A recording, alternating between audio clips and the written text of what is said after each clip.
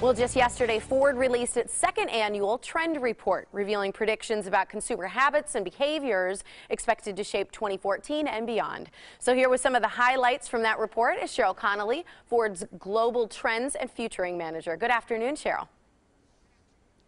Hi, Tiffany. Hi, thanks for being here with us. Let's talk a little bit about some of the top trends that you saw in this consumer report. What are they? So this is our first global trend book. Last year it just focused on North America, and what we found is this collection of trends showed some tensions or conflicts. So one of which was the quiet riot of innovation. And this really taps into the rapid pace in which technology continues to change our lives on a regular basis. And so much so that we've almost become immune to it. I think many people would be surprised to realize that iPad's only been on the market for 4 years, but it really highlights the point about how dependent and how ubiquitous this technology can become. I think so too. I mean, we just sort of expect that things work with all of our gadgets these days, and we want them incorporated in every way and to work quickly. So for you, what are some of the common themes that sort of emerged from the micro trends?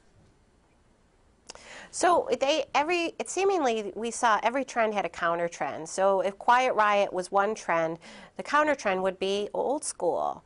Many of us, even despite all of this change, are looking for the good old days, the things of the past. So products that evoke a sense of nostalgia when things were simpler, gentler, streamlined, evoke a sense of romantic views of how things used to be, and they do really well in the marketplace.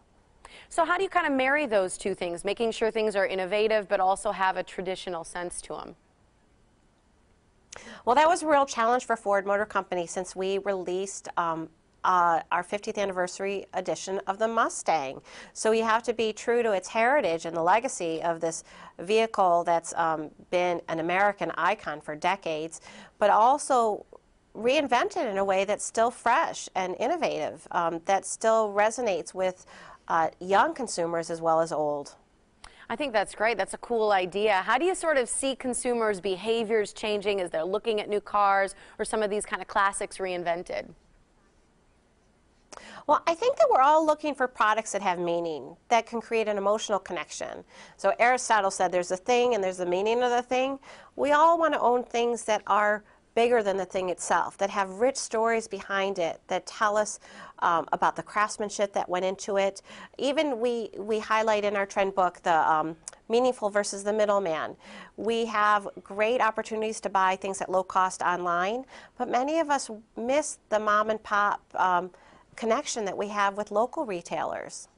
I think that's so true. I mean, when you look at, moving forward in the new year, we kind of reevaluate our relationship with technology, and sometimes we want that personal connection a little bit more. What do you see as we move forward again with 2014 being some of the top things we can expect from Ford?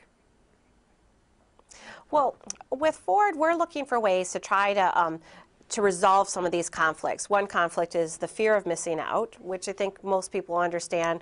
With social media, we're inundated with choices, but we have a steady stream of things that we're missing out on, which undermines our decisions about how we spend our time, where we spend it, and with whom. So we keep constant connectivity in the vehicles through devices that are hands-free and voice-activated. But we also have the joy of missing out, where people want to live in the moment. They want to disconnect from these digital devices, so that same technology offers a Do Not Disturb button. That's great. Where should we go for more information, Cheryl? You can Google Ford Trend Book, and it'll take you to the 50-page PDF.